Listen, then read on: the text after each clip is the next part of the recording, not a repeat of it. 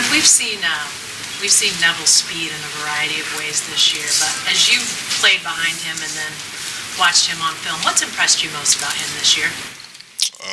The dude's a freak athlete. He's able to do it all. I mean, he can, pass rush. He can, power rush, speed rush. And then on top of that, his hustle is something that's, his effort that he plays with, something that's just tremendous to see from a guy his size. So, he's a special player. I'm happy to have him as my nose guard, and he's a guy that's just a freak, and he's a special athlete. What do you think he's improved on most this year as you watch him play? Is there an aspect of his game that you feel like is elevated most? Well, I feel like given the past two schemes that we've been in the years before, and the scheme that we have now, definitely a different type of scheme, which I think is what's probably benefit him the most. He's able to just get in the backfield and just go out there and wreak havoc and try to create negative plays. And I think that's really just the biggest thing for him. That's probably been the biggest difference that I've seen, is just his ability just to get in the backfield and just be disruptive. Kenneth, can you talk a little bit about Nick Benito's growth as a player? Yeah, he's a guy that, I think he's a really special player, to be honest. I watch him and I watch, how he's been developing. I think he's a guy that, that has that special knack to bend off the edge and really, be something special off the edge. So, he's a guy that's, is coming along for us, young guy, obviously, who's, finding his way right now, but he's been able to come in the game and be, effective for us, able to come in the game and make plays for us. So I'm excited about him right now and excited about where he's going. Kenneth, we've asked you a million times about the turnovers. Is it get to a point where you can start stressing over things that just aren't happening? You're trying to make something happen instead of just waiting for it to happen? For us, obviously it's a huge disappointment that we haven't had turnovers in the past 3 games. And I think that for us is just, it adds more fuel to the fire to go out there and get it done. And I know, when we don't meet our standards, big thing about us is no excuses. And, when we don't meet our standards, then we're still going to hear about it.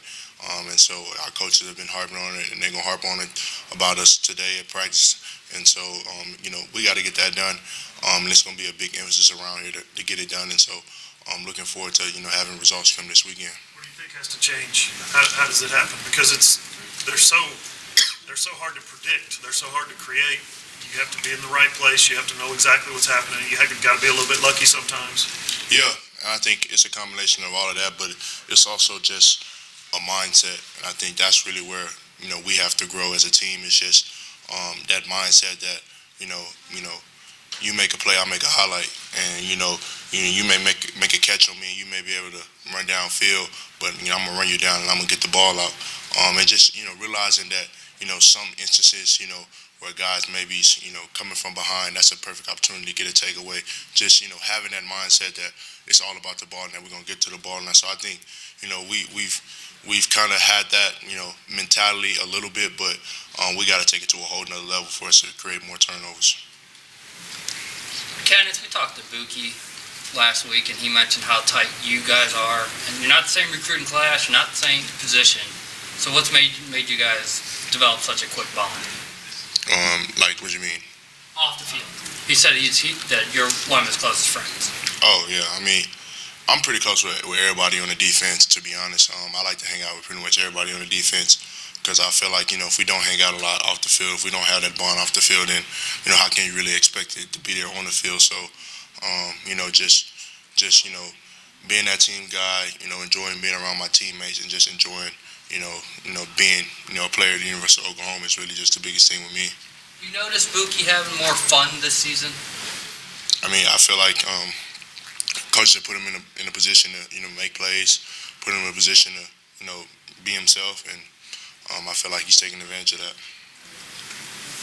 I think I saw Rocky Kalmus was back in town this weekend. Did you get a chance to talk to him and maybe pick his brain at all? No, I didn't, but I kind of didn't really know he was back in town until my mom told me actually after the game, because apparently my mom's met him and they had a brief conversation. So I didn't get a chance to meet him. Look forward to meeting him in the future. But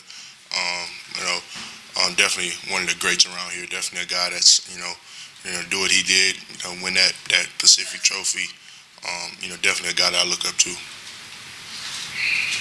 Kenneth, what kind of growth have you seen from Q Overton this season? He's just been a guy that's just stayed the course.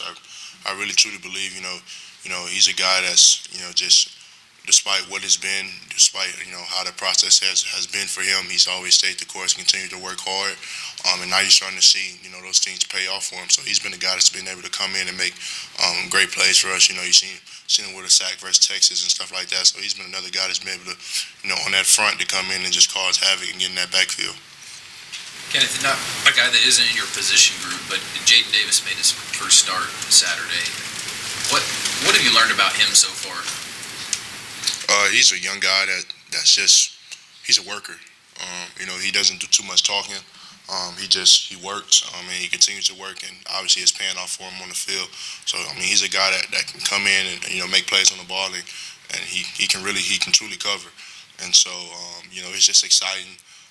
Seeing a young guy like that come in with that kind of work ethic and just continue to grow throughout the season. So he's a quiet guy?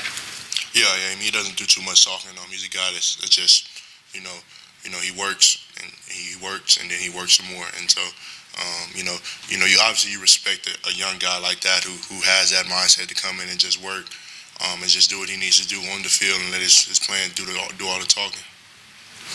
I don't see him here today, so maybe it's a good opportunity to ask you, but what's it been like to watch Caleb at times on the other side of the lens, Caleb Kelly, working back there with the cameras and watching him do what he's doing right now? Yeah, that's been pretty funny.